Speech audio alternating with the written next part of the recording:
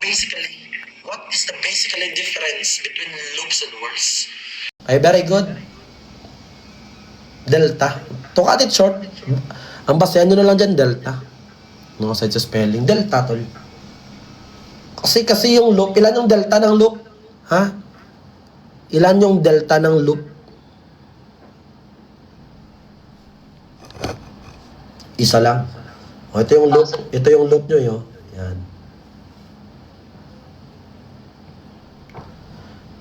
Pag sinabing delta, di ba ang other term ng delta? Outer terminus. Palabas yan, dyan may makita sa labas. Labasan. Yan yung delta. Yung bifurcation na yan yung delta. Isa lang naman ang delta sa loop. Sa whirl, 2 or more. O, pwedeng 2 or more siya. Pero yung circuiting range, dalawa ang labasan niya, tol. Yan. Isang labasan, pangalawang labasan. Pwedeng dalawa, pwedeng tatlo. Yan yung commonly na pinagkaiba ng loop sa whirl. Yung loop, isa lang ang delta. Yung whirl, pwedeng 2 or more. Yan. Diyan nadali yan. Yung whirl, yung arc, tol, ilan yung delta ng arc? Wala naman delta yung arc, no? Radius enter in one side, make a rise in the center, then exit to the other side. Yan lang naman yung arc. Wala yung delta. Ganyan ang simple. Ito yung loop. Ito yung whirl. Ito yung arc.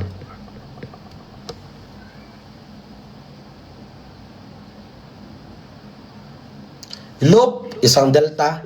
Whirl, 2 or more deltas. Arc, 0 delta. Tsaka yung loop, may recurving ridge siya. Yung whirl, may circuiting ridge. May circle. Yan yung general pattern nyo, tal. Yan yung general pattern nyo. Then, dito tayo. Alam nyo na, pag tinanong ka, how many general patterns are there? How many general patterns? Isa, dalawa, tatlo. Loop, arcs, and whirl. Tanong, how many standard fingerprint patterns are there? Puta, ina. Mga ubo-ubo sa recorded natin yan, ha. May sakit kasi ako, eh. Ala yan, tal.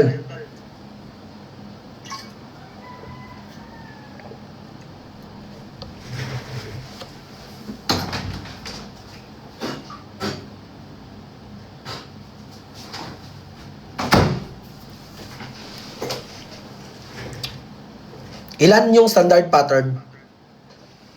O, pamigay, 8.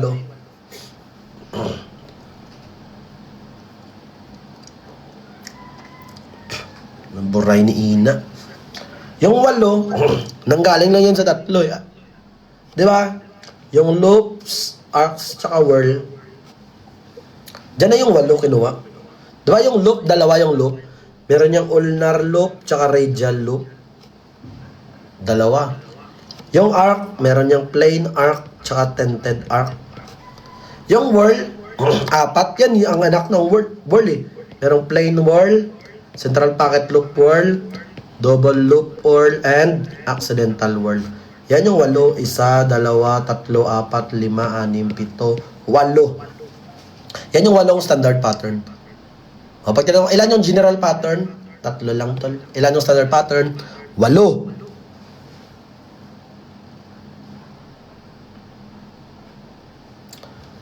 O, ito na yung 8. Himayin natin. Himayin natin to. Kasi lalabas to sa board nyo. Lalabas to sa board, tol. Sobrang daming lalabas dito. Pati ikaw, lalabasan ko eh. O, sige. Himayin natin yung 3. Unahin natin yung arc. Ano ang pinag-iba ng plain arc sa tented arc? Yan. Ano ang pinag-iba ng plain arc sa tented arc? Plain arc muna tayo. Plain arc is the most basic fingerprint pattern. Ito yung pinaka-basic pattern. Ano ba ang mukha ng arc? A pattern where radius enter in from one side of the impression, flow out the other side with a slight rise in the center. Ito lang plain arc nyo. Simple lang siya. Pinaka-basic. Radius enter in one side, make a slightly rise in the center, then exit to the other side. Tapos, slight rise lang. May slight rise lang sa gitna. Ayan. Onting rise. Tandaan mo lang sa plain arc, ha. Slight. Yan ang keyword nyo, slight rise. Sa gitna. May onting wave sa gitna. O, wala. Pagdating sa focal points, ang focal points yun, delta and core, wala. No. Walang delta, walang core dyan. Ridge count, wala rin. No ridge count din. Tandaan mo lang para hindi ka malito. Plain arc, slightly rise. Siyempre, ano pa kalimutan mo, buwang, siyempre dahil, No. pagkakalat mo. Numadanon ti panag-exam. Okay, okay. Oh, tanda mo lang sa plain arc, slight rise. Ito yung mukha ng plain arc. Ito yung mukha ng plain arc. Yan, slightly rise lang. Unting rise lang sa gitna. Yun, unting rise lang. Sa tented arc tayo, makinig. Sa tented arc, complex version ng arc. Complex. May tatlo kasi siya, tol. Yung tented arc, may tatlo. May tatlong variation yan. May tatlong variation yan. Meron siyang angle, upthrust, tsaka mukhang loop type. No? Ito yung tatlong variation ng tinted arc. Meron siyang angle type, meron siyang upthrust type, meron siyang loop type. Mukhang loop. Uy, bakit hindi tinawag na loop? Mukha lang siyang loop, pero hindi siya talaga loop.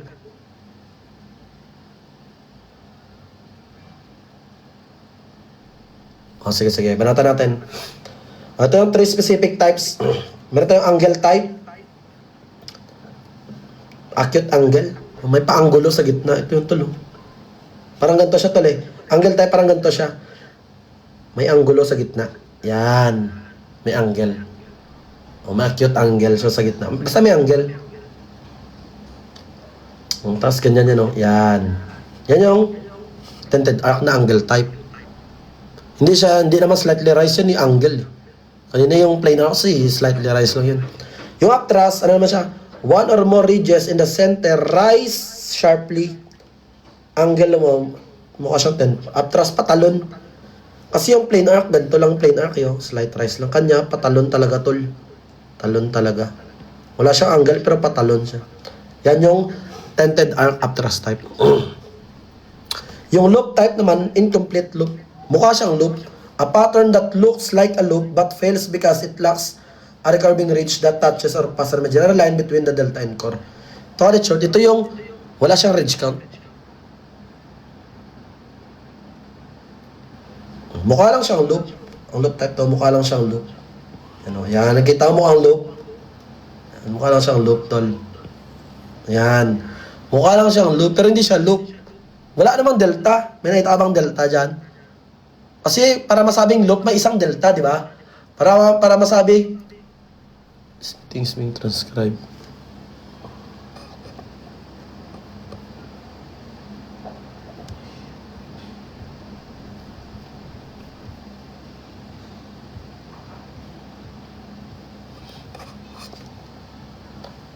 Para masabing loop, kailangan may ridge count, tsaka may delta. Wala. Yan yung tatlong klase ng tented arc. Ito, angle type. Ito yung angle type. Ito lang, may angle siya. Parang ganito. Yan. Ito may angle, oh. Yan. Tented arc yan na angle type. Itong isa, upthrust type.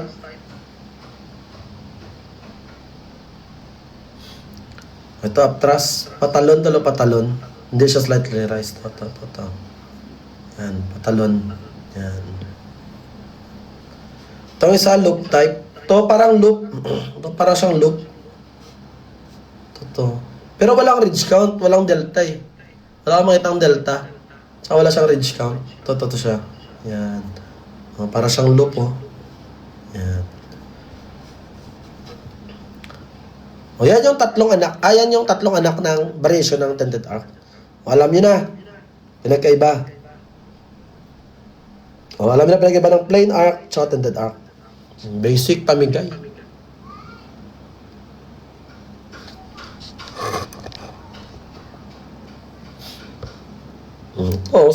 Plain arc slightly rise lang eh. Tented arc, may angle type siya. Ito na lumabas sa board. Ulnar tsaka radial loop. Last board exam, controversial to eh. Ang tinanong dito, pattern. Binigyan ng pattern, tol. Pattern ng tinanong.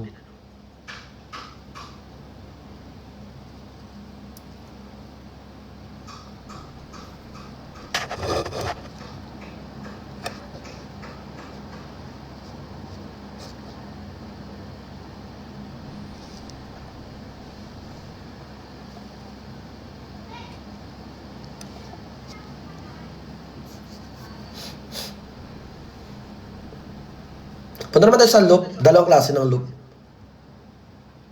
Oh. Okay. Ano muna ang loop in general? Ano muna ang loop in general? Para masabing loop, kailangan may sufficient record. At least one radius must curves back on itself smoothly without any breaks or appendage.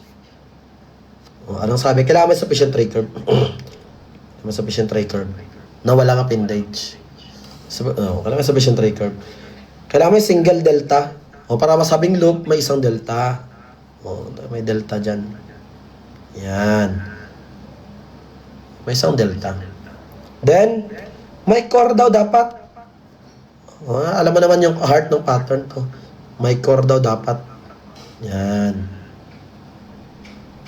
May sufficient recurve, may delta, may core, then may ridge count at least 1. Ganito yung mukha ng tag dito, loop. Yan. Kailangan may sufficient recurve, may core, may delta. Tapos, pag nag-draw ka ng imaginary line between delta and core, mag-draw ka ng imaginary line dyan eh. May ridge count na isa. Ito, 1, may 1. At least 1. Ang ridge count kasi yan yung mga ridges sa gitna ng core and delta. Yan yung elements. Yan yung sangka para maging loop. Kasi yung ano kanina, yung tented arc, wala siyang ganito. Yung tented arc na loop type, wala siyang port element. Wala siyang port element. May sufficient recurve siya, pwedeng may delta siya, pwedeng may core siya, pero wala siyang ridge count list 1. Parang ganito lang yung loop type, oh. Yan. Parang ganyan lang yan.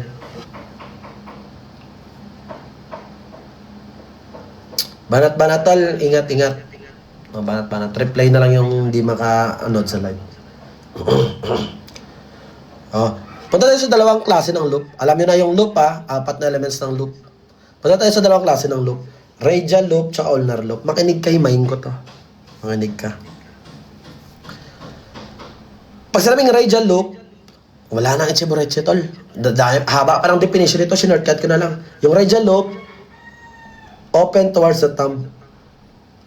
Yung ulnar loop, open towards finger. Sige, mas padaliin pa natin. Yung radial loop, pauwi sa thumb.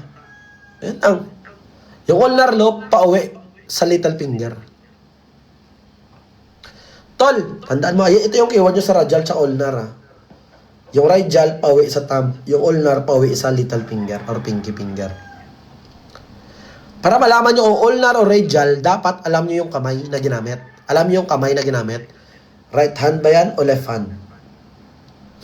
Kailangan alam nyo yung kamay. Kasi pag hindi nyo alam yung kamay na ginamit, hindi nyo malalaman kung ulnar o radial yan. Ganito yan. Imagine nyo, ito yung left hand mo. Ito yung right hand mo. Ikulob mo yung kamay mo, ipadapa mo. Ipadapa mo. Huwag mong ipatihaya sa'yo. Ito yung shortcut ko dito eh. Ipatihaya mo yung kamay mo. Ano sabi natin sa radial loop? Sa thumb, pauwi. Yan. Ito, dito nag-start. Dito nag-start. Pauwi sa thumb, oh. Yan. Pauwi sila sa thumb. Yan yung radial loop. Yan yung radial loop. Yan yung radial loop sa left hand. Ha? Yan yung radial loop sa left hand.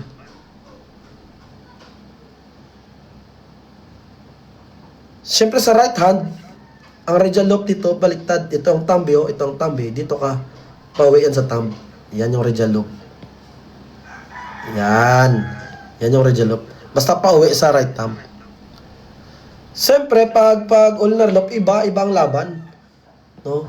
Pag left hand, dito little finger yan pauwi. May ganda yan yun. Yan. Yan, dyan ang pauwi sa little. Pag left hand ulnar loop. Pag right hand ulnar loop, dito naman yan pauwi. Yan, sa little finger. Yan, kaya kasimple yan. Ngayon lang yan, tol. Wala nang siya dyan para malaman mo ulnar radial. Nangawa ba? Ang paling kita dyan pag di mo nangawa. O sige nga, based on your right hand, anong klaseng loop to? Based on your right hand, anong klaseng loop yan? Ulnar o radial? Loop. Sige nga. Basahin nyo. Tinuruan ko na kayo. Ha? Tinuruan na kita. Recording stopped. Basahin nyo.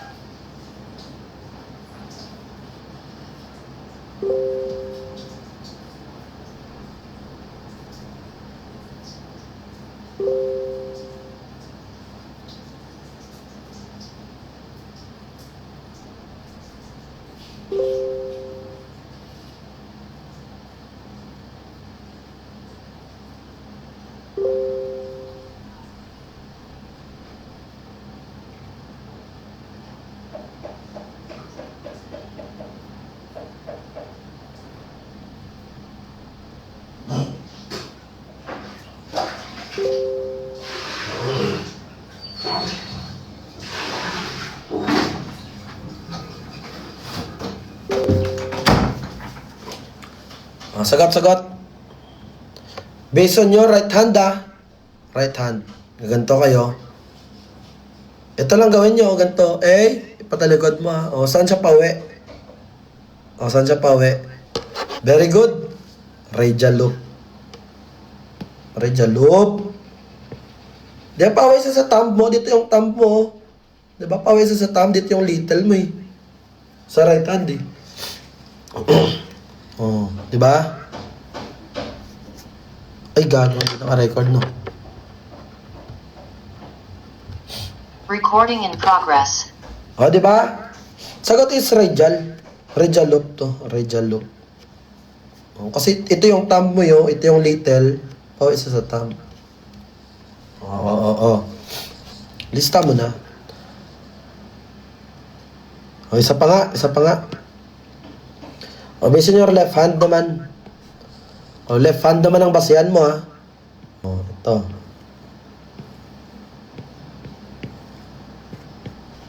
Left hand, ulnar o radial loop?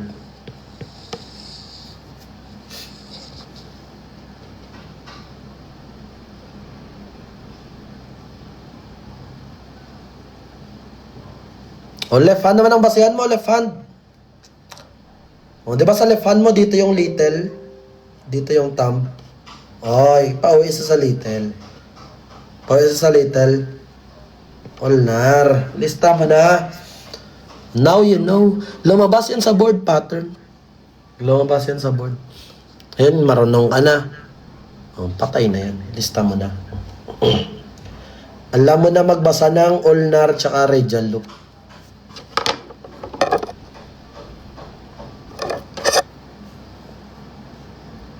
Nagets ba mga tol? Nagets ba? Ulitin ko. Nagets ba? Comment observe nga ako nagets.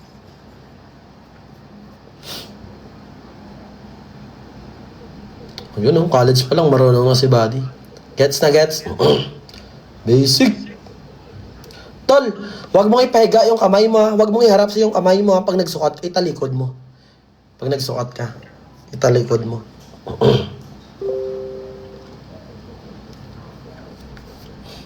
Matik, alam mo nang pinagkiba ng plane arc? Sige nga, basahin nyo nga to.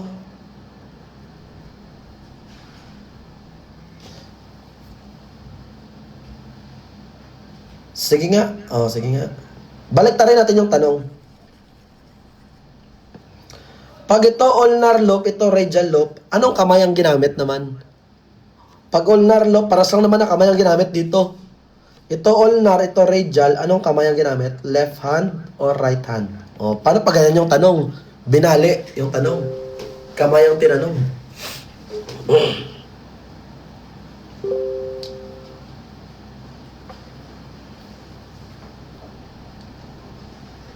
Right hand or left hand?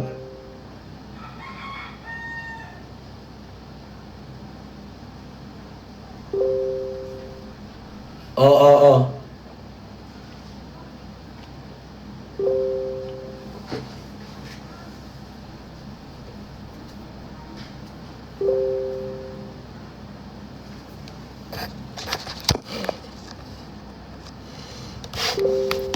Matik, kanan. Kanan. Diba sa kanang kamay mo, diba? Dito yung thumb, diba? Dito yung thumb, dito yung little. Tama? Yan. Lista mo na.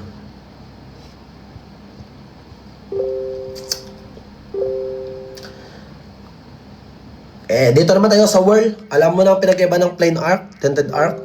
Alam mo na ang pinag-iba ng ulnar loop, radial loop. Punta naman na dito. Ano ang pinagkaiba ng apat na whirl? Lista na to. Top 1 na to sa board exam tool. Matik to. Punta naman tayo sa apat na whirl. Plain whirl tsaka central pocket loop whirl. Ano pinagkaiba ng plain whirl sa central?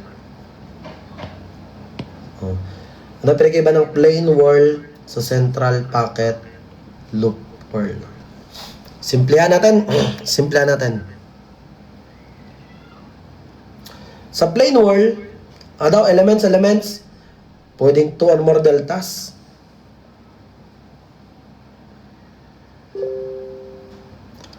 Pagdating sa delta, wag nyo na to. Wag nyo nang pansinin yan. Dito kayo, there must be at least 2 deltas. Requirement sa plain whirl, kailangan may 2 delta. 2 deltas. May isa dito, may isa din dito. Dalawa. Next, there must be at least 1 radius that makes a complete circuit. Kaya may radius daw na mayroong complete circuit. Circuiting ridge. Kaya may circuiting ridge siya. Pangit. Pangit ko talaga mag-drawing. May dalawang delta. May isang circuiting ridge. Yan. Parang ganyan. Pangalawang requirements, kailangan may circuiting ridge. Circle na lang, para hindi na malito. Circuiting or circle ridge. Pangalawang requirements. Number 3. Ano element number 3? Touch rule. When an imaginary line is drawn between 2 deltas, at least 1 recurving ridge must touch or cut that line. Kasi mag-draw ko ng imaginary line from 2 deltas. From left delta, mag-draw ka ng imaginary line papunta sa right delta. Kailangan may na-touch or may na-cut. Kailangan may na-touch na circuiting ridges. Ito, may natamaan na circuiting ridges. Yan. Ito siya. Ito, may natamaan na circuiting ridges. Yan yung plain whirl.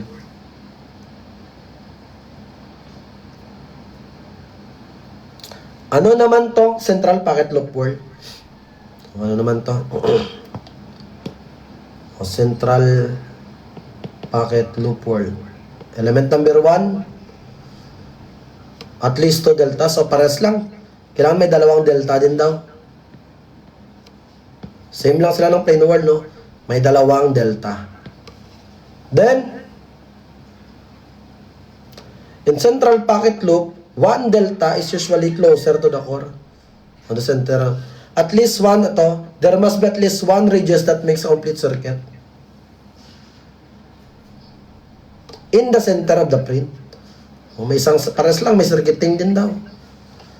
At least dapat may isa. Una, kailangan 2 deltas. May dalawang delta din. 2 deltas. Kailangan may circuiting ridge din. May circuiting ridge din. Pangatlong element, ano pangatlong element? No touch. This is the most important element to avoid. Walang natamaan.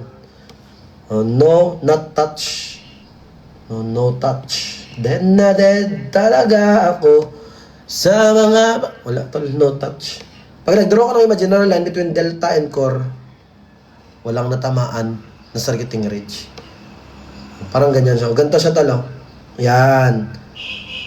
From delta to delta, nag-draw ka ng imaginary line, walang tamaan na circuiting ridge. May natamaan, iba. Recurving ridge na natamaan, pero hindi circuiting. Yan ang pinagkaiba ng plane sa central. Yung plane, to make it short, para sa naman ang element number 1 at 2. Yung plane wall, lagay mo lang ang plane wall, may natamaan, touch circuiting ridge. Yung central, does not touch circuiting ridge. Wala na tamaan na circuiting. Nakuha ba mga tol? Nakuha ba? Lista na. Matik. Alam mo nang pinag-iba ng plane tsaka central.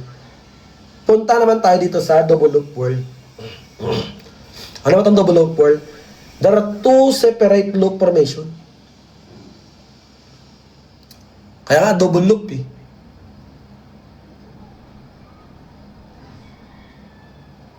May dalawang loop. Pero hindi siya loop. Whirl siya. Bakit whirl? Bakit whirl? Tira pang delta oh. Marami. Dapat yung sa double loop whirl may separate loops. Tsaka yung dalawang loop, meron siyang separate and distinct shoulder. Parang ganito yan. Yan. Ito yung unang loop. Ito yung pangalawang loop. Tapos may kanya-kanya silang shoulder eh. Yan. May dalawang loop. Pero hindi mo siya pwedeng tawaging loop. Kasi ang delta niya oh, isa, dalawa. O parang dalawang loop na nakulong sa whirl. Yan yung double loop whirl. Lista na yan. Matik na. O ano naman itong accidental? Ano itong accidental whirl? Ito. Combination of two or more patterns. Halo-halo. No, mash up. Pwedeng loop and tended arc. O, pwedeng andyan daw si loop. Pwedeng andyan si loop. Tsaka si tended arc nagsama. No? Pero whirl siya. No? Accidental whirl yan. Pwede rin ano daw? Pwedeng loop and a whirl. Oh, pwede rin whirl ulit. May whirl na naman dyan. Tapos may loop dito. Oh, pero nakulong sila sa whirl. Accidental yan. Pwede rin daw loop and central pocket loop. Pwedeng central pocket loop. Pwede ba ganyan central pocket? Ganyan yun eh, no? No. Yan. Tapos may loop din. Pero nakulong sa whirl. Yan yung accidental. Halo-halo. Ito ang lumabas sa board. Lumabas ito sa board. Ang hindi kasama sa combination, except plane arc. Yan. Yung accidental whirl, pinaghalo-halo na pattern, except plane arc. Walang combination ng plane arc sa accidental whirl. Lumabas yan sa board. Walang plane arc sa accidental whirl. Pwede andyan si tinted arc or loop. O pwede si tinted arc, si whirl. O pwede andyan si tinted arc, pwede ihalo. Huwag lang ang plane arc. Ganito kasi ang tinanong dyan. In accidental whirl, it is a combination of different types of pattern except blank, except plane arc. Ayan yung mukha ng accidental. Lo-alo yo. May loop dito. Ito ano, may whirl dito. Para may tinted arc dito. Halo-halo, tol. Huwag lang kasama sa combination ang plane arc. Lalabas yan sa board yung 8 na to. Ako nagsasabi sa'yo, tol. Lalabas to. Lagyan natin ng 1,000 stars to. Saan na to? Yan, lalabas to ha. Nasa TOS nyo to. Matik yan. Alam nyo na magbasa, tol. Kaya nyong basahin yung pattern nyo. Uy, pakimute. Ito. O, kaya nyo na magbasa ng pattern nyo. Sige nga, basahin nyo ngayon. Tol, ang hindi mo lang naman kayang basahin dyan sa kamay mo, itong dalawa. Hindi mo mabasa. Kasi, para mabasa mo ang ulnar loop o radial loop yan, kailangan i-print mo sa papel. Pag na-print mo na sa papel yung loop na yan, doon ka na magsukat-sukat ng right hand, left hand mo, o lang radial. Pero to, pwede mo ito mabasa sa kamay mo ngayon. Yung 6 na yan. Sige nga, look at your right hand thumb. Right hand thumb. Plus right hand mo. Look at your right hand thumb. Basahin mo kung anong pattern. Marunong ka na magbasa ngayon. Ayaw mong basahin yan, tol. Huwag lang loop. Pag loop kasi i-print mo muna yan sa papel. I-print ink. Lagyan mo ng ink. Ano ba? Oh, now, look at your pinky finger left hand. Left hand, pinky finger. O, tinan mo yung hinliliit mo sa left hand mo. Basahin mo anong pattern. Marunong ka magbasa, tol. Tinuro ko na sa'yo magbasa eh. Ano ba? Ayaw mo na ibasa. Ayaw mo na basahin yan. O, look at your right hand. O, punta ka sa right hand. Look at your right hand middle finger. Tira mo yung right hand middle finger mo, itapat mo sa